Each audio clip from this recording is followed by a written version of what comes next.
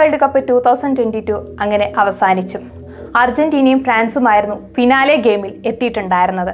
എന്നാൽ ഈ രണ്ട് ടീമും ഒപ്പത്തോടൊപ്പം തന്നെ കളിച്ചു. പക്ഷേ ഇവിടെ ചാമ്പ്യൻഷിപ്പ് നേടിയത് അർജന്റീനയായിരുന്നു എന്നുള്ളതാണ് മറ്റൊരു സത്യം. പക്ഷേ ഇവിടെ അർജന്റീനയുടെ വിജയമോ ഫ്രാൻസിന്റെ തോൽവിയോ ഒന്നും സംസാരിക്കാനല്ല ഞാൻ ഈ വീഡിയോ ചെയ്യുന്നത്. മറിച്ച് ഈ പറയുന്ന ഫിഫ വേൾഡ് കപ്പ് 2022 ഖത്തറിൽ വെച്ച് നടന്ന ഈ ഒരു വേൾഡ് കപ്പ് വിജയമായിരുന്നോ പരാജയമായിരുന്നോ എന്നുള്ളതാണ്. പല കേരള മാധ്യമങ്ങൾ, പ്രത്യേകിച്ച് മീഡിയ വൺ, പബ്ലിക് കേരള പോലത്തെ ചാനലുകൾ പറയുന്നത് വൻ വിജയമായിരുന്നു എന്നുള്ളതാണ്.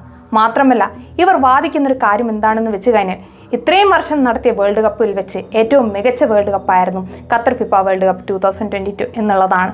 ഫിഫ പ്രസിഡന്റും ഇതുപോലൊരു വാദവുമായി വന്നിട്ടുണ്ടായിരുന്നല്ലോ. പക്ഷേ ഫിഫ പ്രസിഡന്റിന്റെ വാക്കിന് വില കൊടുക്കാൻ വേണ്ടി വരട്ടെ. കാരണം 2018 റഷ്യയിൽ വെച്ച് നടന്ന വേൾഡ് കപ്പിനെയും ഇയാൾ ഇതുപോലെ തന്നെയാണ് പരാമർശിച്ചിട്ടുള്ളത്. വളരെ നല്ല കാര്യം അല്ലേ? മുൻ ഫിഫ പ്രസിഡന്റ് പറഞ്ഞിട്ടുണ്ടായിരുന്ന കാര്യം എന്താണെന്ന് വെച്ച് കഴിഞ്ഞാൽ ഖത്തറിന് വേൾഡ് കപ്പ് കൊടുത്തത് തെറ്റായിപ്പോയി എന്നാണ് മുൻ ഫിഫ പ്രസിഡന്റ് പറയുന്നത്. പക്ഷേ ഇവിടെ ഖത്തർ വൻ പരാജയമായിരുന്നു എന്നുള്ളതാണ് പരമാർത്ഥമായിട്ടുള്ള സത്യം. നവംബർ 20 ഈ പറയുന്ന ഫിഫ വേൾഡ് കപ്പ് 2022 ഖത്തറിൽ സ്റ്റാർട്ട് ചെയ്യുന്നത്. ലുസൈൽ സ്റ്റേഡിയത്തിൽ വെച്ചാണ് ഈ ഗെയിം തുടങ്ങുന്നത്. ഖത്തറും ഇക്വഡോറുമായിട്ടുള്ള ഗെയിമായിരുന്നു അവിടെ ആരംഭിച്ചിട്ടുണ്ടായിരുന്നത്. എന്നാൽ ഈ ഒരു ഗെയിം കാണാൻ പോലും, ഇനോഗ്രൽ സെറമണിയുടെ ടൈമിൽ ഈ ഒരു ഗെയിം കാണാൻ പോലും അധികം കാണികൾ ഉണ്ടായിരുന്നില്ല എന്നുള്ളതാണ് മറ്റൊരു കാര്യം. സ്റ്റേഡിയത്തിലെ മിക്ക സീറ്റുകളും എംപ്റ്റി ആയിരുന്നു എന്നുള്ളത് പല മാധ്യമങ്ങളിലും വന്നു. പക്ഷേ ഇതൊന്നും ഖത്തറോളികളായിട്ടുള്ള മലയാളികൾ സമ്മതിച്ചു തരില്ല. അവരെ സംബന്ധിച്ച് വൻ വിജയമായിരുന്നു ഖത്തറിലെ ഗെയിം എന്നുള്ളതാണ് അവർ വാദിക്കുന്നത്. ഇപ്പോഴും വാദിക്കും. നമ്മൾ തെളിവ് സഹിതം കൊണ്ടുവന്നാലും വാദിക്കും. എന്താല്ലേ, അതാണ് അവരുടെ ഒരു നേച്ചർ എന്ന് പറയുന്നത്. എന്നാൽ ഈ പറയുന്ന ഇനാഗുറൽ സെറമണി ഗെയിമിൽ മാത്രമായിരുന്നോ ഈ ഒരു എംപ്റ്റി സീറ്റുകൾ നിലനിന്നിരുന്നത്? അല്ല. പല ഗെയിമുകൾ നടക്കുന്ന സമയത്തും മിക്ക സ്റ്റേഡിയങ്ങളിലും ഈ എംപ്റ്റി സീറ്റുകൾ കാണാൻ വേണ്ടി കഴിഞ്ഞിട്ടുണ്ടായിരുന്നു. എന്നാൽ ഇവിടെ ഞെട്ടിക്കുന്നതും അത്ഭുതപ്പെടുത്തുന്നതുമായ ഒരു കാര്യം എന്തെന്ന് വെച്ച് കഴിഞ്ഞാൽ ലോകമെമ്പാടും ഉറ്റുനോക്കുന്ന ഒരു ഗെയിം തന്നെയാണ് ഫിഫ വേൾഡ് കപ്പിൻ്റെ ഫിനാലെ ഗെയിം എന്ന് പറയുന്നത്. ആ ഒരു ടൈം ആകുമ്പം സ്റ്റേഡിയത്തിൽ അത്രയും ക്രൗഡഡ് ആയിരിക്കണം. പക്ഷേ ഇവിടെ ക്വയറ്റ് ഓപ്പോസിറ്റ് ആയിരുന്നു. പല സീറ്റുകളും എംപ്റ്റി ആയിരുന്നു എന്നുള്ളതാണ് പരമാർത്ഥമായിട്ടുള്ള സത്യം. ഗെയിം സ്റ്റാർട്ട് ചെയ്യുന്നതിന് മുമ്പേയുള്ള ഫസ്റ്റ് വിസിലിൽ പോലും കാണികളെ അധികം കാണാൻ വേണ്ടി സാധിച്ചില്ല എന്നുള്ളതാണ് അത്ഭുതപ്പെടുത്തുന്ന ഒരു കാര്യം. ആലോചിച്ച് നോക്കുക, ഫിഫ വേൾഡ് കപ്പിന് ഇത് വൻ നാണക്കേടാണ് സൃഷ്ടിച്ചിരിക്കുന്നത് എന്നുള്ളത്. പക്ഷേ ഇതൊന്നും സമ്മതിച്ചു തരാൻ ആരും തയ്യാറല്ല. പല വേൾഡ് വൈഡ് മാധ്യമങ്ങൾ റിപ്പോർട്ട് ചെയ്തിട്ടുള്ള വാർത്തയാണ് ഇത്. നീ അതിന് ഖത്തറിൽ പോയിട്ടുണ്ടോ? നീ ഈ ഗെയിം നേരിട്ട് കണ്ടിട്ടാണോ ഈ പറയുന്നതെന്ന് ചോദിക്കുന്നവരോട് ദയവ് ചെയ്ത് പോയി ഓൺലൈൻ മാധ്യമങ്ങൾ, വേൾഡ് വൈഡ് ഓൺലൈൻ മാധ്യമങ്ങൾ പോയി തപ്പുക. എന്നാൽ പല ആളുകൾ പല വാദങ്ങളുമായിട്ട് വരും. മെയിനായിട്ട് അവർ പറയുന്ന കാര്യം എന്താണെന്ന് വെച്ച് കഴിഞ്ഞാൽ ഈ പറയുന്ന ഫോട്ടോസ് എല്ലാം എടുത്തത് ഫസ്റ്റ് ഹാഫ് കഴിഞ്ഞിട്ടുള്ള ആ ഒരു ഇൻ്റർവെൽ ടൈമിലായിരിക്കും. കാരണം ഫസ്റ്റ് ഹാഫ് കഴിഞ്ഞ ആ ഒരു ഇൻ്റർവെൽ ടൈമിൽ ആളുകൾ ഫുഡ് കഴിക്കാനും മറ്റു ആവശ്യങ്ങൾക്കൊക്കെ ആയിട്ട് സ്റ്റേഡിയത്തിൻ്റെ പുറത്തോട്ട് പോകും. ആ ടൈം എങ്ങാനും എടുത്ത ഫോട്ടോ ഇട്ടിട്ട് ഇങ്ങനെ വാർത്ത പ്രചരിപ്പിച്ചതായിരിക്കും എന്ന് പറയുന്നവരോട് എനിക്ക് ഒന്നുകൂടി പറയാനുള്ളൊരു കാര്യം, ഈ പറയുന്ന ഫിനാലെ ഗെയിം സ്റ്റാർട്ട് ചെയ്യുന്നതിന് മുമ്പുള്ള ഫസ്റ്റ് വിസിലിൻ്റെ തൊട്ടു മുമ്പും അവിടെ എടുത്ത ഫോട്ടോയിൽ പല സീറ്റുകളും കാലിയായിരുന്നു എന്നുള്ളതാണ്. അതുകൊണ്ട് ദയവ് ചെയ്ത് വാദിക്കാൻ വേണ്ടി വരണ്ട. ഫിഫ വേൾഡ് കപ്പ് എന്ന് പറയുന്നത് വൻ പരാജയമായിരുന്നു എന്നുള്ളത് നിങ്ങൾ ഇനിയെങ്കിലും സമ്മതിച്ചു തരണം.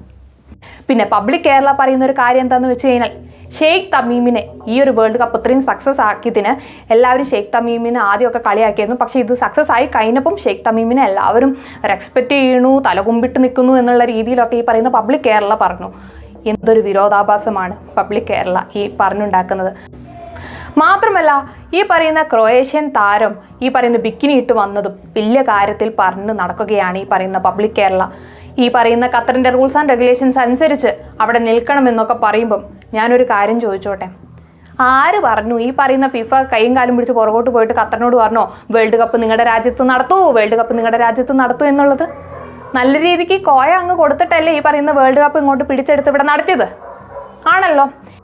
എന്നാൽ ഈ പറയുന്ന ഫിഫ വേൾഡ് കപ്പ് പരാജയമാവാനുള്ള മെയിൻ കാരണം എന്ന് പറയുന്നത് ഖത്തറിൻ്റെ പിടിപ്പുകേട് തന്നെയാണ്. ഹ്യൂമൻ വയലേഷൻ, ലേബർ വയലേഷൻ എന്നുള്ള മാറ്റേഴ്സ് കൊണ്ട് തന്നെയാണ് പല ആളുകളും ഖത്തറിനെതിരെ രംഗത്ത് വന്നിട്ടുണ്ടായിരുന്നത്.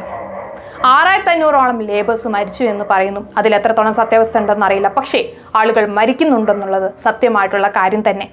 ഈ ആളുകൾ വർക്ക് ചെയ്യുന്ന ഒരു കണ്ടീഷൻ, താമസിക്കുന്ന ആ ഒരു സ്ഥലങ്ങൾ കണ്ടു കഴിഞ്ഞാൽ, ഞാൻ നേരത്തെ വീഡിയോയിൽ പറഞ്ഞിട്ടുണ്ടായിരുന്നു, പബ്ലിക് ടോയ്ലറ്റ് പോലും ഇതിനേക്കാൾ വൃത്തിയുണ്ടാവും എന്നുള്ളത്. അത്രത്തോളം വൃത്തികെട്ട ഒരു അന്തരീക്ഷത്തിലാണ് ഈ പറയുന്ന വർക്കേഴ്സ് താമസിക്കുന്നത്. മാത്രമല്ല, ഈ പറയുന്ന ഖത്തർ വളരെ ചൂടുള്ള ഒരു രാജ്യം തന്നെയാണ്. ആ ചൂടത്ത്, ആ പൊരുവെയിലത്ത് നിന്ന് ഈ വർക്കേഴ്സ് വർക്ക് ചെയ്യുമ്പോൾ മര്യാദയ്ക്ക് വെള്ളമോ ഭക്ഷണമോ ഒന്നും ഇവർക്ക് കിട്ടുന്നില്ല. ഹെൽത്തി ആയിട്ട് സ്വന്തം രാജ്യങ്ങളിൽ നിന്ന് പോകുന്നവർ അവിടെ നിന്ന് അൺഹെൽത്തിയായി പല മാറാരോഗങ്ങൾ പിടിപെട്ട് അല്ലെങ്കിൽ മാൽന്യൂട്രീഷന്റെ പേരിൽ ഹാർട്ട് അറ്റാക്ക് ഒക്കെ വന്ന് ഇവർ മരിച്ചു പോകുന്നു. പക്ഷേ കഫാല സിസ്റ്റം ഈ പറയുന്ന ഖത്തർ മാറ്റിയിട്ടുണ്ടായിരുന്നു. എത്ര നാളത്തേക്ക്? വേൾഡ് കപ്പ് അവസാനിച്ചു. ഇനിയും പഴയതുപോലെ എന്തും വേണേൽ ഖത്തറിന് കൊണ്ടുവരാം അല്ലേ? ഖത്തർ ഫിഫ വേൾഡ് കപ്പ് നടത്തിയത് ഫുട്ബോൾ പ്രേമം കൊണ്ടൊന്നല്ല എന്നുള്ളത് ഇനിയെങ്കിലും ഈ പറയുന്ന ആളുകൾ മനസ്സിലാക്കുക. മറിച്ച് ഒരുപാട് ഫോറിൻ ഇൻവെസ്റ്റേഴ്സിനെ ഇവരുടെ രാജ്യത്തേക്ക് ആകർഷിക്കാൻ വേണ്ടിയുള്ളതാണെന്നും പലതവണ ഞാൻ പറഞ്ഞിട്ടും നിങ്ങളുടെ ഒന്നും ഈ പറയുന്ന തലയിൽ കയറിയിട്ടില്ലല്ലോ. എന്നാലും ഒന്നുകൂടി ഒന്ന് പറഞ്ഞ് മനസ്സിലാക്കി തരുന്നു എന്ന് മാത്രം. ഖത്തർ ഫിഫ വേൾഡ് കപ്പിൽ ഈ പറയുന്ന ഫിഫ വേൾഡ് കപ്പ് സമ്മാനിക്കാൻ വേണ്ടിയിട്ട് ഈ പറയുന്ന ഖത്തർ ക്ഷണിച്ച അതിഥി ആരാണെന്ന് വെച്ച് കഴിഞ്ഞാൽ ബോളിവുഡ് താരം ദീപിക പദുക്കോണിനെയാണ്. അഭിമാനിക്കേണ്ട നിമിഷം തന്നെയാണെന്നൊക്കെ നമുക്കറിയാം. പക്ഷേ ഇതിൻ്റെ പിന്നിൽ കുറച്ച് കാര്യങ്ങളുണ്ട്. എന്താണെന്ന് നിങ്ങൾ ചിന്തിച്ച് നോക്കിയിട്ടുണ്ടോ? ഷാരൂഖ് ഖാനും ദീപിക പദുക്കോണും ഒരുമിച്ച് അഭിനയിച്ച ഒരു മൂവിയാണ് പതൻ എന്ന് പറയുന്ന മൂവി. ആ ഒരു മൂവിയിലെ ഒരു പാട്ടിൻ്റെ സീനിൽ ഈ പറയുന്ന Deepika Padukone orange colour bikini ഇട്ടിട്ട് ഷാരൂഖ് ഖാനുമായിട്ട് ഇൻറ്റിമേറ്റ് ആവുന്ന ഒരു സീനുണ്ട്. ആ ഒരു സീന് വിവാദമായിക്കൊണ്ടിരിക്കുകയാണ് നമ്മുടെ നാട്ടിൽ മൊത്തം. എന്താണ്? തങ്ങളുടെ മതവികാരത്തെ വ്രണപ്പെടുത്തിയെന്ന് പറഞ്ഞ് പല ചാണക സംഖ്യകളും രംഗത്ത് വന്നിട്ടുണ്ട്. ഓറഞ്ച് കളർ, അതായത് കളറിൽ പോലും, നിങ്ങൾ മനസ്സിലാക്കുക, കളറിൽ പോലും വർഗീയത കണ്ടെത്താൻ വേണ്ടി വരുന്ന പല ആളുകൾ. ഇതൊന്നും ഞാൻ സപ്പോർട്ട് ചെയ്യുന്നില്ല. പക്ഷേ ദീപിക പദുക്കോൺ ഇങ്ങനൊരു ആക്ട് ചെയ്തതിൻ്റെ പേരിലാണ് ദീപിക പദുക്കോണിന് ഈ ഒരു ക്ഷണം ലഭിച്ചത്, ഈ ഫിഫ വേൾഡ് കപ്പിൻ്റെ ട്രോഫി കൊടുക്കാനുള്ള ക്ഷണം ലഭിച്ചത് എന്ന് ഞാൻ പറഞ്ഞു കഴിഞ്ഞാൽ നിഷേധിക്കാൻ വേണ്ടി കഴിയുമോ? അപ്പം നിങ്ങൾ മനസ്സിലാക്കേണ്ട ഒരു കാര്യമുണ്ട്. മുസ്ലിങ്ങൾക്ക് നല്ല ഒരു ഹോൾഡ് ഉണ്ടെന്നുള്ളത് നിങ്ങൾക്ക് മനസ്സിലാക്കാൻ വേണ്ടി സാധിക്കും. ഇവിടെ മനസ്സിലാക്കേണ്ട ഒരു കാര്യം എന്തെന്ന് വെച്ച് കഴിഞ്ഞാൽ, മുസ്ലിങ്ങളുടെ നല്ല സൈഡ് പിടിച്ചു കഴിഞ്ഞാൽ നല്ല താരമായി, നല്ല സ്റ്റാറായിട്ട് ഇവിടെ ജീവിച്ചു പോകാം എന്നുള്ളതാണ്.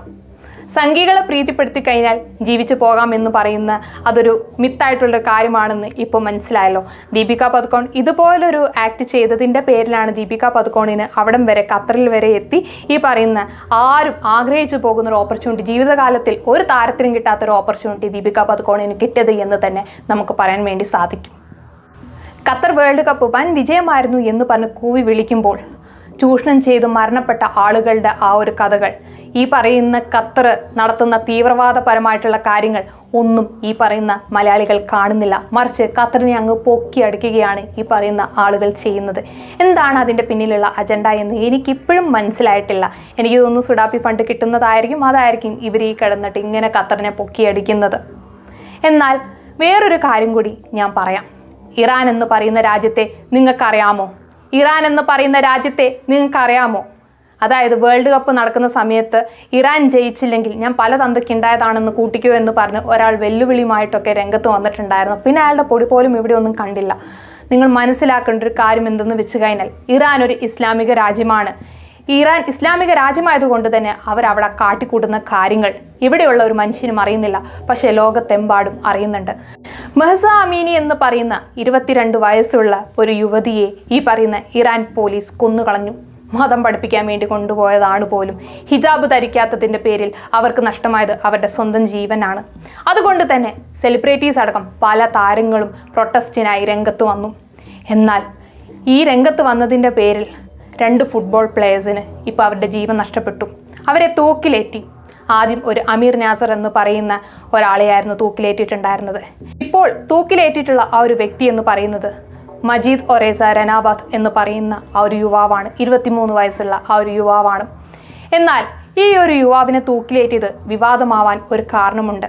എന്താണെന്ന് വെച്ച് കഴിഞ്ഞാൽ, തൂക്കിലേറ്റുന്നതിന് മുമ്പേ ഇയാൾ പറഞ്ഞൊരാഗ്രഹം എന്തെന്ന് വെച്ച് കഴിഞ്ഞാൽ, എൻ്റെ കബറിടത്തിൽ വന്ന് ആരും ഖുർആൻ ഓതാൻ പാടില്ല, മറിച്ച് പാട്ട് വെച്ച് എല്ലാവരും ആഘോഷിക്കണം എന്നുള്ളതാണ് ഇയാൾ മരിക്കും മുമ്പേ പറഞ്ഞിട്ടുണ്ടായിരുന്ന ആ ഒരു കാര്യം. അത്രത്തോളം സ്വന്തം മതത്തെ പോലും വെറുത്തിട്ടാണ് ഈ പറയുന്ന ആൾ തൂക്കിൽ ഏറാൻ വേണ്ടി പോയിട്ടുണ്ടായിരുന്നത്. ഇവിടെ നിങ്ങൾ ചിലത് മനസ്സിലാക്കാനുണ്ട്. കേരള മാധ്യമങ്ങൾ ഈ ന്യൂസൊന്നും ആരെയും അറിയിക്കുകയില്ല. കാരണം ഇസ്ലാമിനെ വെറുപ്പിച്ചു കഴിഞ്ഞാൽ അവർക്ക് നിലനിൽപ്പില്ല എന്നുള്ളത് നല്ല പോലെ അറിയാം. നമ്മുടെ സർക്കാരിനെ തന്നെ നോക്കിക്കേ. ഇപ്പോൾ പോപ്പുലർ ഫ്രണ്ടിനെയൊക്കെ വളരെ നല്ല രീതിക്ക് സപ്പോർട്ട് ചെയ്യുന്ന പിണറായി സർക്കാർ. അതിനെപ്പറ്റി ഡീറ്റെയിൽ ആയിട്ട് വീഡിയോ ഞാൻ പിന്നെ ചെയ്യുന്നതായിരിക്കും. ഇന്ന് നമ്മുടെ വിഷയം പിണറായി സർക്കാർ അല്ലല്ലോ. എന്നാലും ആ കാര്യമൊന്ന് പറഞ്ഞെന്ന് മാത്രം. മുസ്ലിങ്ങൾക്ക് എത്രത്തോളം ഹോൾഡ് എല്ലായിടത്തും ഉണ്ടെന്നുള്ളത് നിങ്ങൾക്കൊന്ന് ബോധിപ്പിച്ച് തന്നു എന്ന് മാത്രം. ഇവിടെ ഞാൻ മനസ്സിലാക്കിയിട്ടുള്ള ഒരു കാര്യം എന്തെന്ന് വെച്ച് കഴിഞ്ഞാൽ, ഈ പറയുന്ന ഖത്തർ ഫിഫ വേൾഡ് കപ്പിനെ എതിർത്ത് നമ്മൾ ആരെങ്കിലും രംഗത്ത് വന്നു കഴിഞ്ഞാൽ വേഗം നമ്മളെ സംഖ്യയാക്കി കളയും. അതൊന്നാമത്തെ കാര്യം. ഇപ്പോൾ ദീപിക പദുക്കോണിൻ്റെ ബിക്കിനി ഇഷ്യൂ ആയിട്ടും ആളുകൾ വരും. ഓക്കെ, ഇവിടെ എനിക്ക് പറയാനുള്ള കാര്യം എന്തെന്ന് വെച്ച് കഴിഞ്ഞാൽ, സ്വന്തം തെറ്റ് മറയ്ക്കാൻ വേണ്ടി മറ്റുള്ളവരെ തെറ്റ് കൊണ്ടുവന്ന് കമ്പയർ ചെയ്യാതിരിക്കുക. അതാണ് നിങ്ങൾക്ക് ചെയ്യാൻ വേണ്ടി പറ്റിയ ഏറ്റവും ബെറ്റർ ആയിട്ടുള്ള കാര്യം. അങ്ങനെ ചെയ്തു കഴിഞ്ഞാൽ നിങ്ങളും അവർ തമ്മിൽ എന്താണ് വ്യത്യാസം? അതായത് മറ്റുള്ളവരെ തെറ്റ് കണ്ടെത്തിയിട്ട് അത് കൊണ്ടുവന്ന് കമ്പയർ ചെയ്യാൻ നോക്കുന്നതിന് പകരം സ്വന്തം തെറ്റ് അംഗീകരിക്കാൻ വേണ്ടി പഠിക്കുക എന്ന് നമ്മളെല്ലാവരും പറയാറില്ലേ, അത് ചെയ്യാൻ വേണ്ടി ശ്രമിക്കുക. അവിടെ നിങ്ങൾ വിജയിക്കുകയുള്ളൂ. അപ്പം ഇത്രയും പറഞ്ഞുകൊണ്ട് ഞാൻ എൻ്റെ വീഡിയോ നിർത്തുകയാണ്. എൻ്റെ ചാനൽ ഇതുവരെ സബ്സ്ക്രൈബ് ചെയ്തില്ലേ, ദയവുചെയ്ത് എൻ്റെ ചാനൽ സബ്സ്ക്രൈബ് ചെയ്യുക. പിന്നെ നമ്മുടെ ചാനലിൽ ഇപ്പം 14.3K മെമ്പേഴ്സ് ആയിട്ടുണ്ട്. എല്ലാവരോടും താങ്ക് യു സോ മച്ച്. കുറച്ച് ദിവസങ്ങൾ കൊണ്ടാണ് ഇത്രത്തോളം നിങ്ങൾ എന്നെ എത്തിച്ചത്. അതിൽ എത്ര നന്ദി പറഞ്ഞു കഴിഞ്ഞാലും തീരില്ല. അപ്പം അടുത്ത വീഡിയോ ആയിട്ട് ഞാൻ വരുന്നതായിരിക്കും. പിന്നെ ഒരു കാര്യം കൂടി പറയാം, ബെൽ ബട്ടൺ ഓൾ അമർത്തി കഴിഞ്ഞാൽ മാത്രമേ എൻ്റെ വരും വീഡിയോ കാണാൻ വേണ്ടി കഴിയുള്ളൂ കേട്ടോ. അപ്പോൾ അടുത്ത വീഡിയോ ആയിട്ട് വരുന്നത് വരെ ബായ്.